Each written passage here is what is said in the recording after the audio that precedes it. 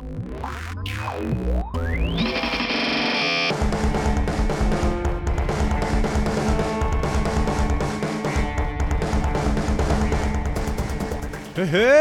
ho! What's happening, y'all? Thanks for tuning into the Crash Bang Boom podcast. Today's guest is Revocation's dragon-slaying drummer, Ash Pearson.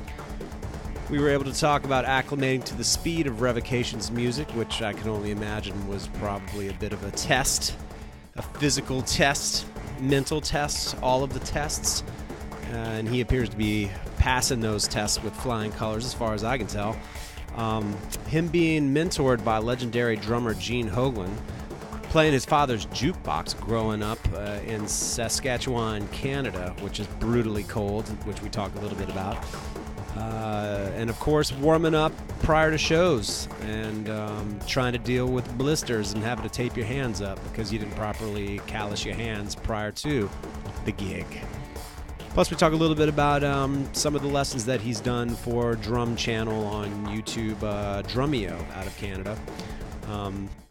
Plus, a whole lot of Frank and Dweezil Zappa. Like a penguin in bondage, boing. Oh! Or, bebop, tango. And, a whole lot of other stuff. A lot of good stuff. So, by all means, check it out, y'all. Crash Bang Boom!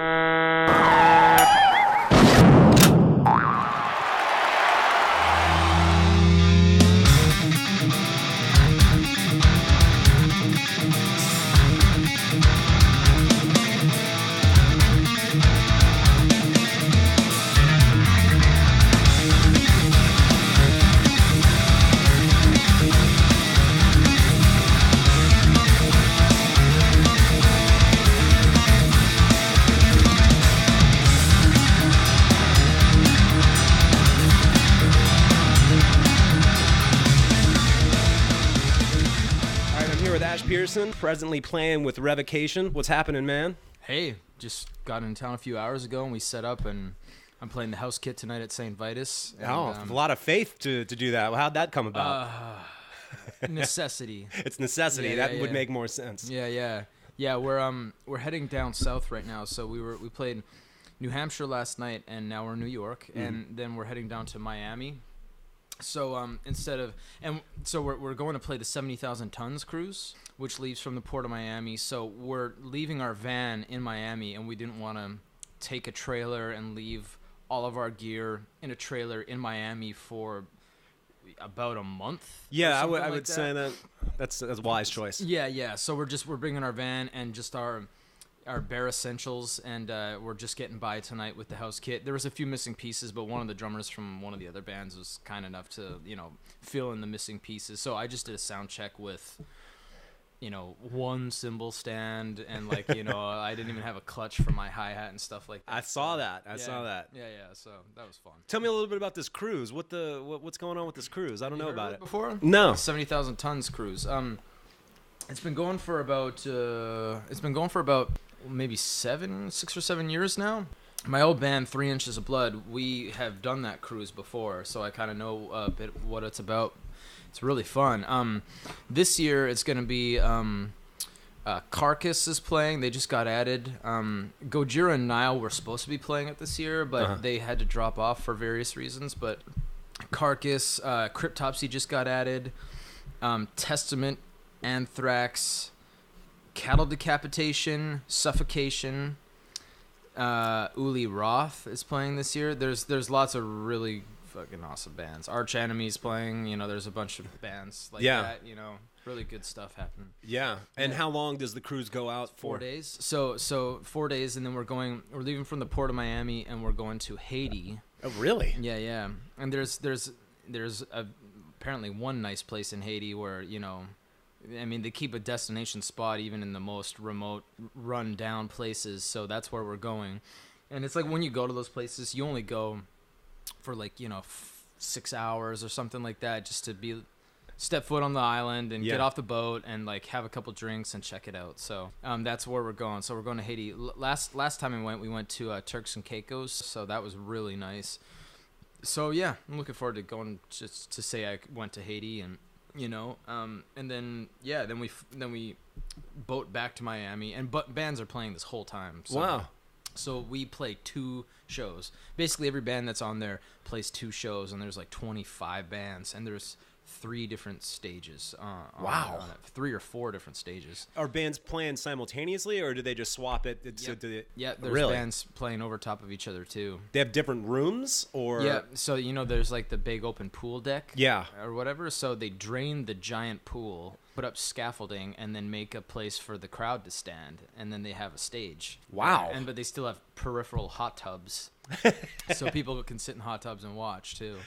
That is wild. That's pretty cool, because it's weird because like, us as drummers, we're used to just sitting on a stage and that's it. But it's weird to feel the ever so slight sway of especially while playing. While yeah. playing. Oh my Exactly. God. Yeah, it's bizarre, but it's pretty cool. That is wild. That's really cool that you've done it before as well, man.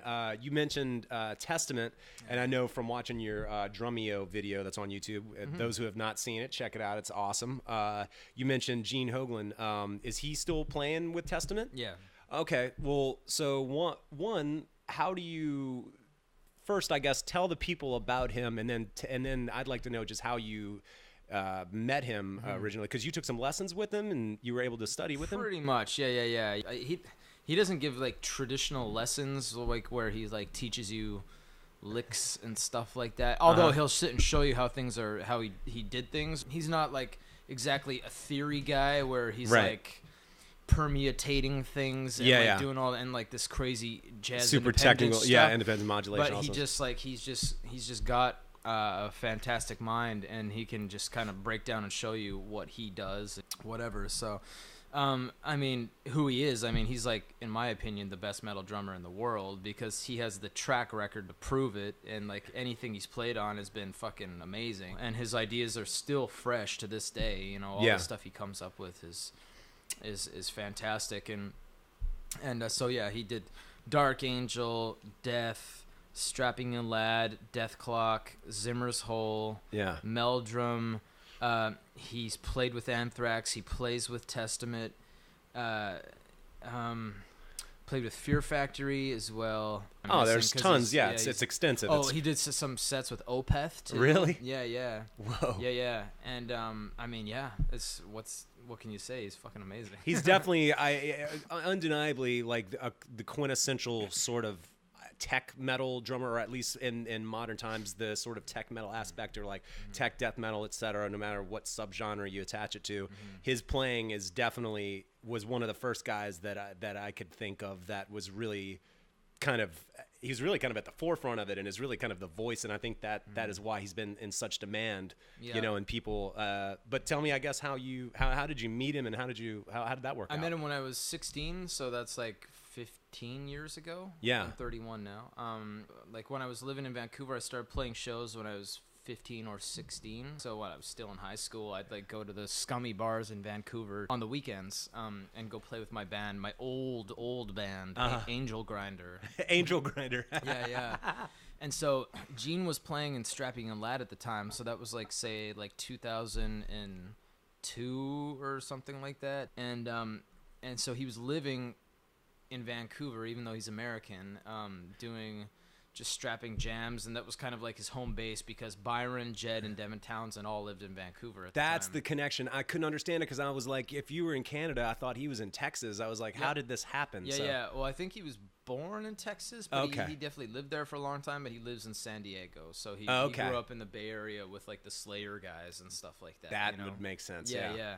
But he lived in Vancouver for a long time during his Strapping a Lad days, so he was an honorary Canadian. And then, he ended up coming out he would come to shows all the time, even if he wasn't playing. Yeah. And he's such a nice guy, and, people would go to shows in the hopes of maybe seeing him, Really? What I mean? And I remember hearing his music with Strapping a Lad. That's my first exposure to him. A lot of people were exposed to him via Death. That's how I knew about him. Yeah, for sure. But for me, it was Strapping, just because it was in that age bracket, I guess.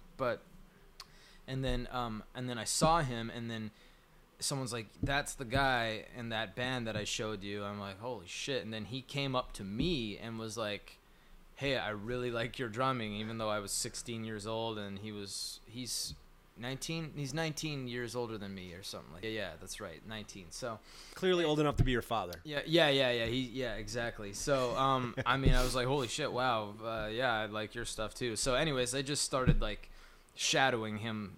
You know, if he was ever, because he played in local bands as well, besides Strapping and Lad, that not many people have heard of. One was called Just Cause, and one was called Punch Drunk. And Punch Drunk had Shane from 3 Inches of Blood was in that, and that's kind of where I met Shane and eventually joined 3 Inches of Blood from. Oh, wow, okay. But I would go to watch Gene play all the time, and then I'd go hang out with him and be like, hey, you want to come to my practice space? And, you know, and he got a good vibe from me, so he'd come, I'm like, hey, what's that thing you do in that Strapping song or whatever? He's like, and he'd sit on my drum set and show me, and then whoa. I'm like, oh, wow, cool. So, you know, and I'd go tech for him on records. I'd tech for him live and stuff like that. You know, just basically set up his drums because he was too lazy and didn't want to, you know. That's awesome. Yeah.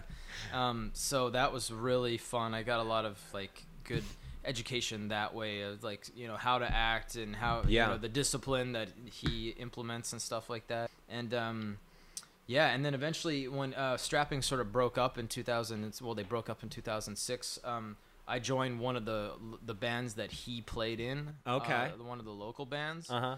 And so I had to learn all of his parts. Oh, wow. Because they only ever made one record. So I had to learn that record. And then I sat in a room with him and played his drum parts. Are you serious? In front of him. Really? And he'd be like, that was good. But the part that I'm doing in the middle, I'm actually leading it with my left. And I do a choke here. And then I'd sit down and I'd figure it out. I'm like, you mean like this? He's like, yes, that's it, or whatever. So I'd get all this like different perspective from the master. Wow. Yeah. So that was a really cool part of my upbringing. And then he eventually moved away back to like, you know, back to California or whatever to go pursue other stuff since Strapping broke up. And then, you know, and then eventually around that time I ended up just went on to other stuff. Wow. Yeah. Do you still keep in touch with him to this day? Absolutely. That is so cool. Yeah, for sure. Wow, man. Well, you mentioned earlier prior to hitting the record button, we were talking a little bit about growing up in Canada. We were born in it was Saskatoon, which is Saskatchewan, Canada, which I was telling you earlier, one of my good friends, Jeff Romanek, who's also a drummer, is from there, and he was telling me that it was colder there than the surface of the moon like a few winters back. Yeah, that's right. Did you how long were you there, and what do you remember about growing up there? I was there for the first 8 years of my life. And okay. Then I moved to Vancouver in 1994 when I was 8 years old. So wow. I remember it was cold, it was flat, there wasn't any ocean around and stuff like that, but right. I still liked it, and I went back last year for my grandma's 80th birthday and had a great time, but the place was a lot smaller than I remember it being, you know. Wow. Yeah, I mean, compared to Vancouver, I mean, I could make it to the other side of town in like 20 minutes or half an hour or something. Compared to Vancouver, I mean, it's much bigger distances, right? So it was a lot smaller than I remember it being. But it's a cool place. I'm not sure what it's like for a music scene. Maybe not, definitely not as good as Vancouver or Toronto.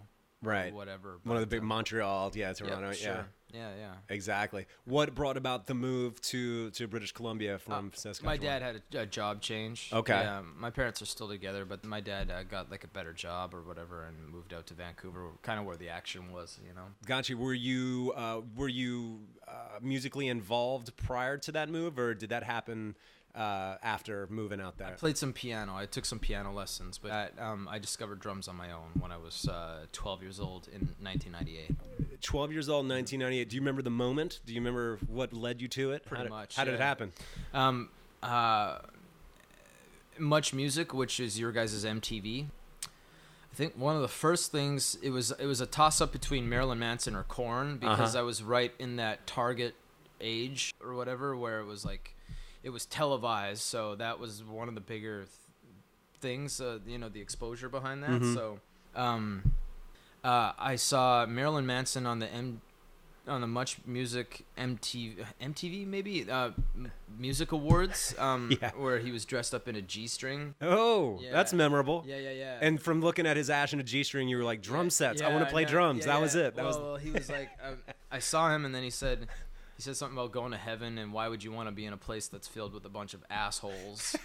And then it was like, and already that resonated with me. I'm like, yes. And then I heard the drums. There was the beautiful people, and I was like, the drums sounded really cool to me. And then Korn, one of their music videos, maybe Freak on a Leash. You know, they fucking the drums just sounded cool. Then I started watching our metal channel, which was called Loud.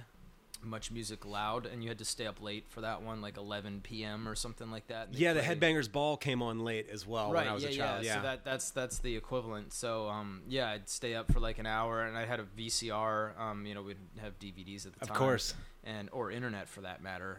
And I'd just record the whole hour and go back and watch it over and over again, and I'd get exposed to bands like Hatebreed or Typo Negative or Slipknot or fucking Korn or whatever. And that's kind of where I got my first exposure to different metal bands, and then Slayer, of course, and Pantera and all that shit. And then bought a drum set and eventually started just teaching myself how to play. You were able to play in the house? Yes. That's awesome. Yeah, I had very supportive parents.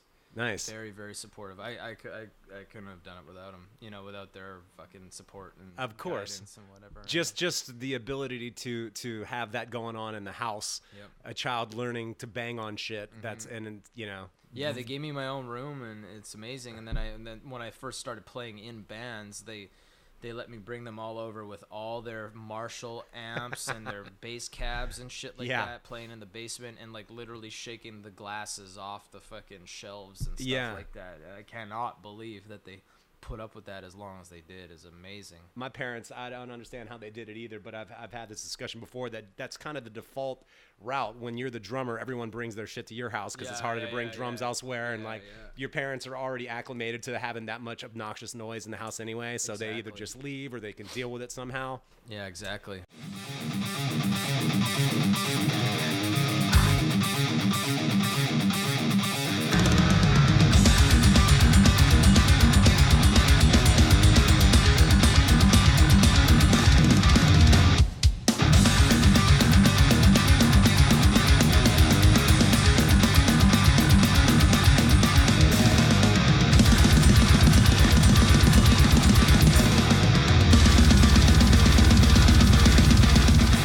It sounds like you were kind of attracted to heavier music from a pretty young age. What was it that you found attractive? Was it just the volume, the attitude, the message? What was it? Oh yeah, pretty much the volume and the attitude. Yeah, and the tones and stuff like that. It still resonates with me to this day, Yeah.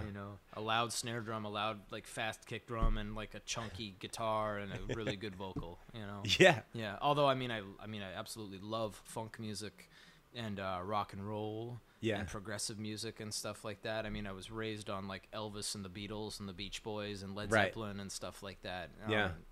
So my dad had a jukebox, so I was always really like with a digital jukebox or one that actually had the little 45 or 45s. Really? Yep. Yeah. That's so cool. I love the sound and the whole wind up and all the mechanics of those prior to playing, and it's such an experience. Exactly. Yeah. Yeah. That is. Can you imagine how lost that experience is in this day and age Big of time. playing an old school mechanical? Yeah. He still has that jukebox. That's awesome. Does it still work? Yep. No way. Yeah, he keeps it working. Really? Yeah. Does he cycle in new 45s, or is it just mostly kind of the same ones that have been he there forever? He has a digital. He doesn't have that's not a digital one. He has one that has CDs now. Oh, cool. Or Yeah, whatever, yeah. But it's like it's got a digital like a keypad on it or whatever. But he still has both, and just he has a bunch of LPs, but kind of just keeps them or EPs, just the small records. Yeah. 7 inches or whatever, right? Yeah, exactly. Mm-hmm. Yeah, because EP was extended play, LP was long play. Right, yeah, that's right. I don't know what pre-EP. 45. Yes, 45. So. Yeah. So he's got a bunch of those. When they started hearing you listening to heavier and heavier shit coming out of your room, were they at all concerned, or were they like, all right, I guess this is what kids do? Yeah. I don't think they were concerned. Like, I don't even think I got didn't get a talk once about like the message or whatever. Right. Like the satanic connotations or whatever. I don't think they cared. That's cool. Which is good. Yeah. Because I think they just trusted that I could fucking decide for myself whether or not something was ridiculous or idiotic or not. Yeah. I'll be 41 this year, so I was around and listening to a lot of that early stuff, like in the 80s, and you know, and it was definitely, my parents didn't have that discussion with me either necessarily, but it was definitely that was the demonized music, you know, like Judas Priest was blamed for like suicides, and everyone was talking about subliminal messages in the records, and like there was just it was an outcry, and it was really demonized. It was a really strange thing, and there were not many people that listened to it. Like when I was a kid growing up, if I met someone else that listened to the same kind of music, I was kind of blown away by it. Have you seen the acceptance of it, or the crowds sort of change in the time that you've been playing heavy music? Yeah, I mean, yeah, I feel like it maybe was accepted by the time that I got into the game. You know what I mean? Yeah. Because I mean, I don't know. It was like there was already metal bands playing in stadiums. You know what I mean? Right. And at that point, it's a pretty undeniable phenomenon. And then when it was starting to get televised and stuff like that, so by the time I like made it into actually playing in the scene, you know, I feel it was something that was somewhat here to stay. You know, although when I went to high school, there was 3 kids who listened to metal, and none of which played any instruments, you know, regarding metal. So I was like the only drummer or whatever. So I had to, you know, put ads in. Yeah, I had to put ads out and stuff like that and find older people because, like, again, I was young when I was doing it, so you know, I was always jamming with older people. Wow. Yeah. Once you started playing with Revocation, was there any physical challenge that was different from playing with the previous band that you had to adjust to? You know, definitely, I had to learn to play faster. Yeah, it's fast as hell. Yeah, for sure. So like, I think the fastest song we got is like 240 beats a minute, or something like that. Yeah, and it's blazing. We're playing that one tonight. Awesome. Yeah. So I mean, I was only used to doing like maybe 200 beats a minute with 3 Inches of Blood. Or whatever. So, and then I had to learn how to like, you know, grind blast beat, you know, and just do different. Had you done much blast beat stuff? Yeah. But like just more like both hands together blasting instead of alternating. Right. You know, I mean, just like little variations that like I might not have normally had to have done. Yeah. So I just, you know, but like anything, I mean, if you want to do it, you'll do it. So I'd listen to those things and just like learned how to adapt, and you know, just sat and did my homework and learned new techniques and tried to push things and thought about it and slowed things down and really tried to peel apart how things actually work. Yeah. You know, because with the right form and technique will come the speed. So you know, that's, you know, these are things that I've learned along the way. So the approach to what you do really results in what you get. So that's what I put into this band. Absolutely, man. The slowing things down to learn them is something I've been playing for 25 years, and I'm still really stubborn about doing it. I'm one of these people that will stubbornly play things wrong 100 times at a higher tempo until I figure it out, rather than just slowing it down. Yeah. It's just like this. It's this absurd mental block. Has that been a thing that you've done throughout your playing, that you just slow it down and learn things? Well, I mean, I really had to learn that. Maybe I really got into that about 10 years ago, but like for the first bunch of years I was just doing shit and just not even thinking about how or why it was done that way, you know, because I for the most part I didn't really have a teacher who was like, stop doing that bullshit and just play your rudiments or whatever. So are you predominantly, like, other than I guess, you know, having Gene as a mentor, are you pretty much self-taught? Did you? Yeah. I also took some lessons with Ryan Van Poeterijn from Devin Townsend's band. Oh, okay. Yeah, because he was also from Vancouver as well. Oh, cool. So Ryan's an old friend of mine. And then I had another teacher that I went to for like a semester's worth, maybe like 3 or 4 months. A guy no one's probably ever heard of called Pete Barone. He's a great guy. And then short of that, I just play lots and go watch other people and read books and watch videos and stuff like that. You know. How did you hook up with the Drumeo guys? Are they based out of Canada? Yeah. So they're based out of Abbotsford, which is about 45 minutes or an hour east of Vancouver. Okay. Yeah. I have a friend who was doing videos for Drumeo. Okay. And I met Drumeo in their first year and a half of being a channel. And then, so I guess that was maybe 3.5 years ago now or something like that. Yeah. It's been a while, but and then they were sort of looking for, they would bring out, famous, quote unquote famous people for lessons once a month or whatever. But then they had a stable of local teachers, right? So they just. How did you hook up with the Drumeo guys? Are they based out of Canada? Yep. Hey, there's this guy Ash. He plays in a touring metal band and he plays metal, so they have an open enough mind where they do things like metal, funk, jazz, Afro-Cuban, R&B, anything you can think of, they're down for it. So I just came and did a lesson, and it did pretty good, but more importantly, I really hit it off with those guys and everything, and we're good friends to this day, and yeah, I still go and do lessons on there, and then I do YouTube lessons for them every once in a while too. Right on. Well, I guess going forward, what's going on in the Revocation Camp? I guess the last record you'll put out was last July of last year. So y'all are still just touring on that one? Yeah, it's only 8 months old now or something like that. So yeah, we're just in the middle of our record cycle for Great Is Our Sin. Cool. How long? What are some of the longer tours that you've been on? This one's almost 6 weeks or 2 months or something like that. Yeah. So I don't know, 2 months is a pretty long one. Yeah. Do you have any rules for yourself that you try to adhere to with these long tours so you don't get burnt out? Be it trying not to party too much or yeah. Usually partying's the thing that comes the easiest. So you have to do things. To, okay, I'm gonna just have a nap, or I'm gonna drink water, or eat good food, or that's pretty much it. Those three things help an awful lot. You're able to take naps on tour? You be able to get those in every now and again? Yeah, power naps. Right. 20-minute naps, or some meditation exercises or whatever. Right. Do you have any pre-show rituals that you go through? Just warm-ups or any particular thing? Oh, sure, yeah. So I stop. I usually try not to eat 3 hours ahead of time. I'm gonna break that rule tonight, but. I try not to eat and to try to play on a full stomach or anything like that. Yeah. And then I try and drink lots of water before I play.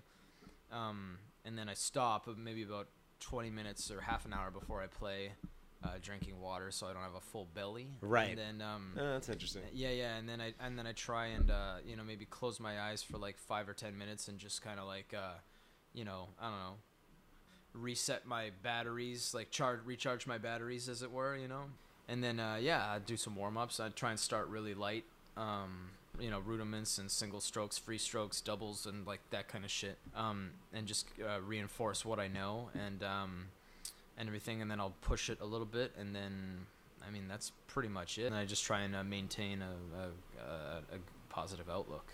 Man, I'm looking at your thumbs here, and I see you got some tape on there. You managed to get some blisters of some kind? Yeah, I was giving her shit the past couple days, and I got these pretty ripping blisters on my thumbs because I haven't played a show in a couple months since there was the Christmas holidays, and we had a tour. So normally I have calloused hands, right? These things will heal over, and I got a break after tonight for a few days, so they'll harden back up, and I'll be fine. But that's pretty much where your fulcrum point is. And right. If you're playing American or French grip or whatever, that's where all the pressure is. And I like to hit really fucking hard too.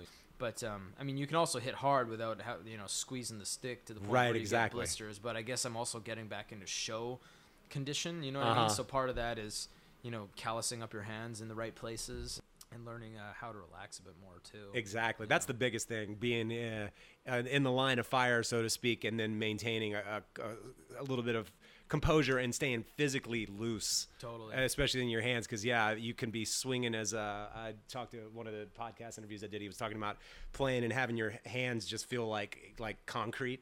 Yeah, it's just everything sort of seizes up. Yeah.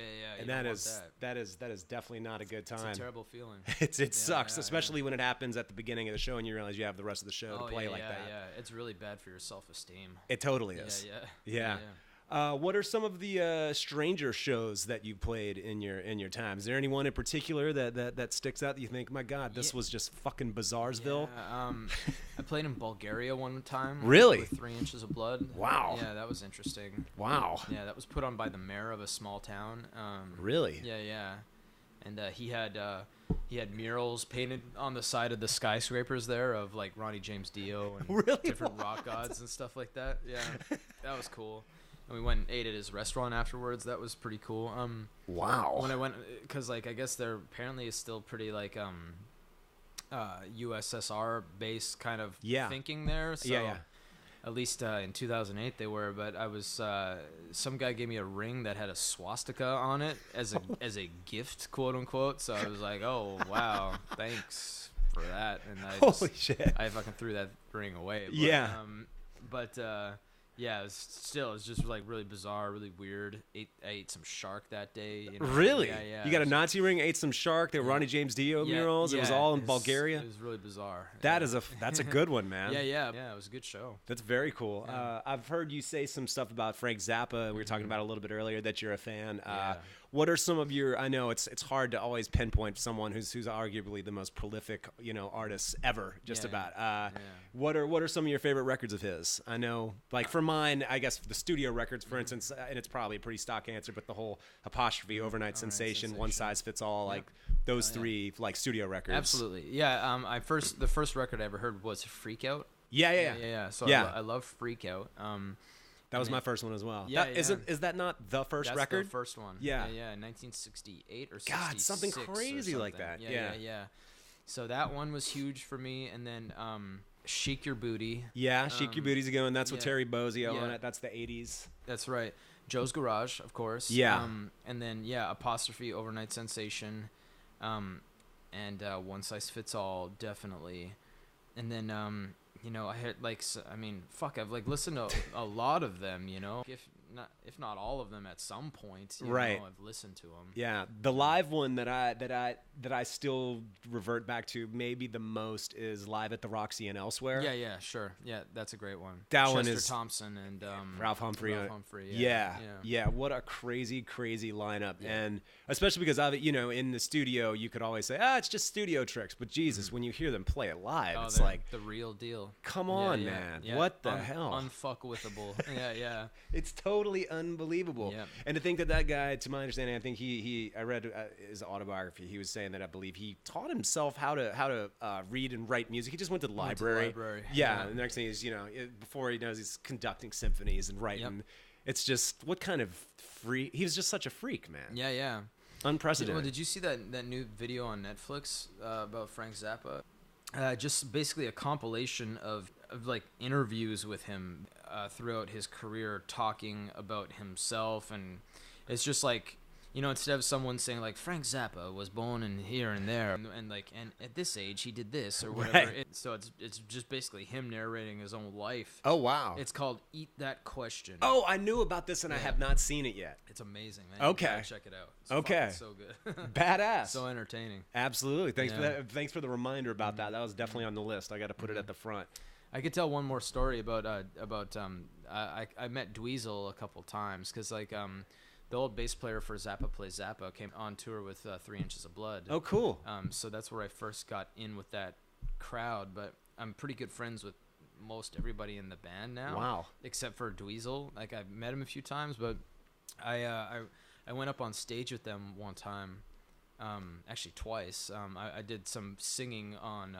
They sang Sofa Number 2 or whatever because they did the. One Size Fits All in its entirety. Yeah. So I came and I learned the German lyrics and I sang it with them. And but I went up on stage with Dweezil and his band dressed as Tony Clifton, Andy Kaufman's alter ego or whatever, because I dressed up for him as Halloween, and then I did a good impression of him, and I had a mustache at the time, and I just put on a wig and glasses and a fat suit or whatever. That is wild. It looked very real. So I met with Dweezil because the keyboard player, he's like, hey, Ash dresses up like this guy. Maybe he could come up tonight on stage. And Dweezil was into it. So I met with him before the show and just sort of talked with him about what we're going to do. And then It was like one of the most nervous I was ever in my life because I played shows in front of huge crowds, but I've never done like live theater in front of a big crowd like that. And there was Right. like 1,200 people there that night. Really? You know what I mean? Oh shit! But it was great. They gave me a mic, and then I just boom, I went into Tony Clifton mode, and like I became the character, and then I went out while they were in the middle of they were doing the Roxy and Elsewhere record, and they were doing the bebop tango. Yeah. And there was that part where they bring up the crowd and make them dance and stuff like that. Yeah. Exactly. So yeah. So I was getting up on stage and making fun of everybody and whatever. Wow. Like Dweezil Zappa, I love your band. Grandpa plays grandpa. What are you, like 50? You know, I'd say shit like that. That is cool. Yeah. And then Chris Norton, their keyboard player, would play those funny little fast notes, or whatever. And then I had a freak out, and then I peeled off my wig and my fat suit, and then I had a Frank Zappa T-shirt on underneath. Amazing. They're like, "Oh, your hatred of good music has been lifted. You're a virgin Zappa fan now." So that was a cool highlight. That is awesome, man. Yeah. Very cool. Yeah. That's a hell of a story. I did not expect that one. Well, shit, man. I think that just about does it. We covered just about everything. Man. Is there any other stuff you'd want to drop before you roll? No, man. Check out our new record. We're gonna probably have another one for you real soon. Awesome. Maybe next year or something like that. But yeah, come check us out on tour and stuff like that. And keep your mind open and try and play drums as much as you can because it's so fun to do. I hear you, man. Yeah, Amen to that. Thanks for having me out, Jody. Absolutely. Thanks, Ash. Yeah. All right, y'all. Thanks for tuning in to the Crash Bang Boom podcast. As always, this podcast is ad-free. So if you like what you hear, please give me positive ratings on SoundCloud and iTunes. That would be a fantastic help. And in the meantime, be sure to check out Ash with Revocation or any other projects that he's involved in. I was really blown away by his playing, man. He was just an absolute tornado when I saw him playing the other night. So by all means, go check that dude out. And until the next one, Crash Bang Boom! Sacrifice of the doubt, from the entangle you trade. When I step to watch your shadow and soul.